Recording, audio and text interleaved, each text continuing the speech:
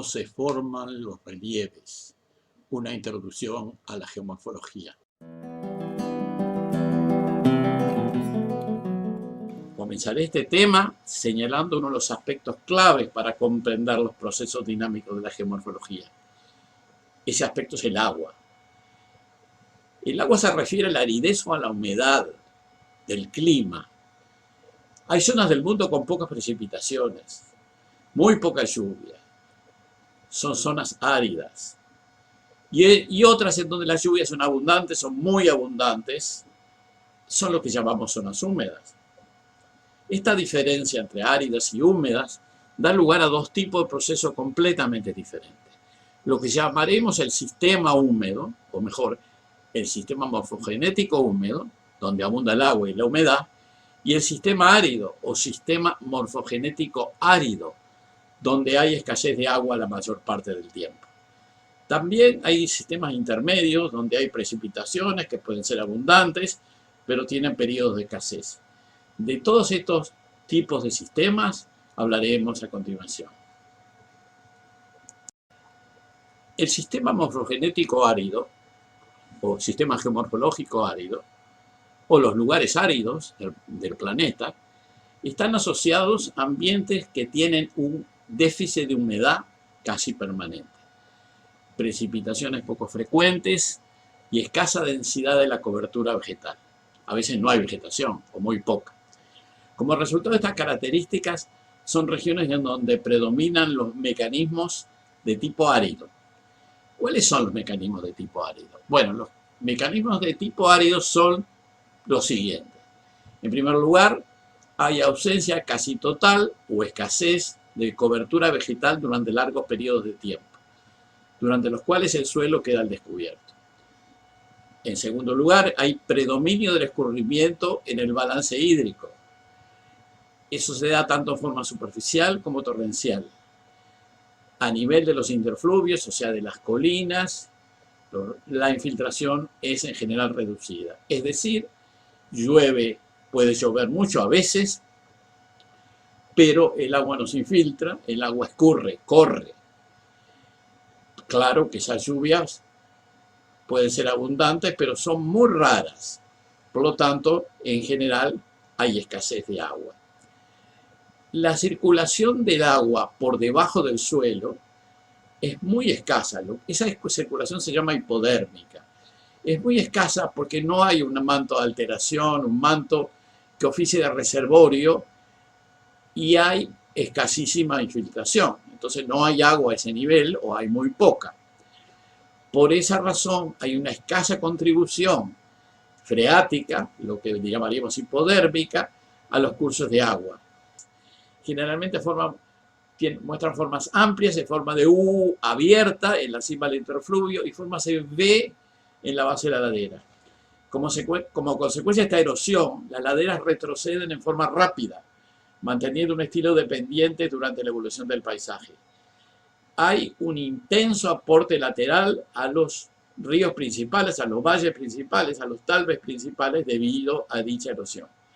Por esa razón se rellena el fondo de los cursos de agua grandes y el fondo de estos queda relleno de materiales que el curso de agua no puede evacuar y ahí quedan y se van rellenando de a poco. A ambos lados de la zona de relleno, en la zona aluvial, la zona fluvial, la zona donde está el río cuando llueve, se suele desarrollar una zona plana, solamente inclinada, con un plano inclinado, hacia el eje del río, hacia el eje del valle, hacia el eje del talve, diremos, donde predominan los procesos de escurrimiento discontinuo y torrencial que se asocian al tránsito de gran parte de los materiales que provienen de las laderas. Dichas superficies se les llama glacis o pedimentos y pasan literalmente a conos coluviales de pie de monte. Hay pequeños conos con piedras y con cantos no muy rodados que se dan al pie de las laderas. Y cuando son torrentes más grandes hay verdaderos conos de deyección, se llaman, abanicos de piedras, que es el resultado de los efluentes gravillosos que salen de las zonas erosionadas. Esta zona de glacis es lo que queda de lo que anteriormente era una ladera en retroceso cuando ésta se retira. En este ambiente en que el suelo no está protegido por la vegetación, es normal que se desarrolle también la acción erosiva del viento. En este ambiente, el viento, la deflación, le llamamos a la erosión del viento, es frecuente, en especial en las planicies amplias de los ríos y en los glacis contiguos, en los pedimentos contiguos. Sin embargo, la acción del agua es muy importante y la del viento mucho menos, y es el agua la que determina qué tipo de formas hay, como son los pequeños valles, los grandes valles, los interfluvios, etc. La acción del viento se limita a una movilización de materiales finos, con construcción de formas de detalle, frecuentemente transitorias, a menudo destruidas en tiempo de lluvia. Las zonas áridas de transición al dominio hiperárido, es decir, en lugares donde nunca llueve, es el extremo del sistema árido, ahí sí las formas eólicas empiezan a persistir y a dar la tónica al estilo del paisaje. Hasta que se llega a un punto tal en donde la ausencia de precipitaciones es casi total. Y ahí la morfogénesis, la formación de relieve, es exclusivamente por el viento. Y la acción del viento genera un paisaje de amplia superficie suavemente inclinada, irregulares en el detalle, y testigo de los antiguos interfluvios, de las antiguas colinas, relieves y cerros, y que quedan como pequeñas mesetas con laderas escarpadas y una zona cimera de la parte superior relativamente plana que le confiere a menudo el aspecto de mesetas.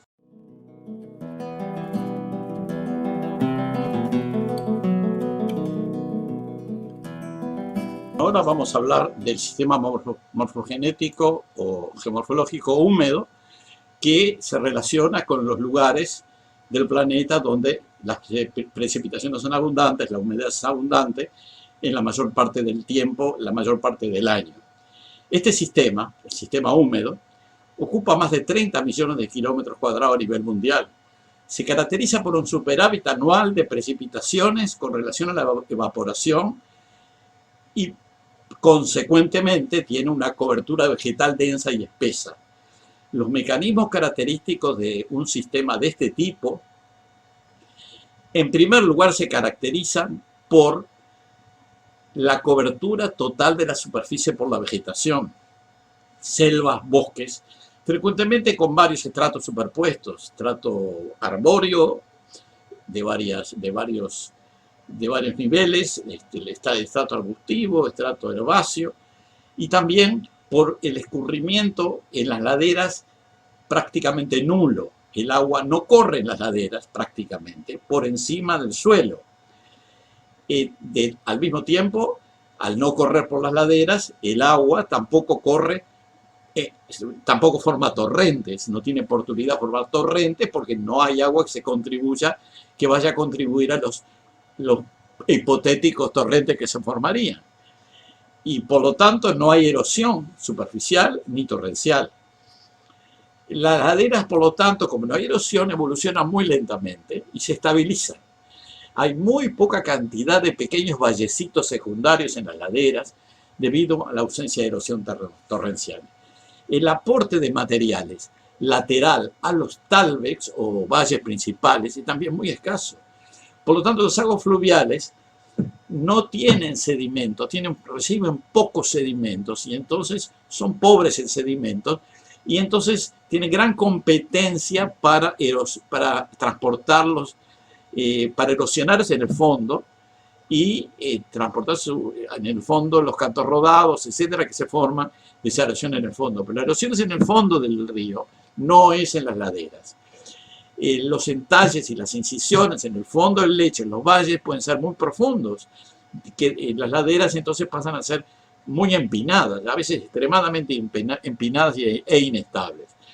Predomina la meteorización química, o sea, la hidrólisis, que es la hidratación y la formación de minerales basados en el agua, y al mismo tiempo se solubilizan las sales los cationes que estaban en las rocas, como por ejemplo el sodio, el potasio, el magnesio, calcio y silicio, y son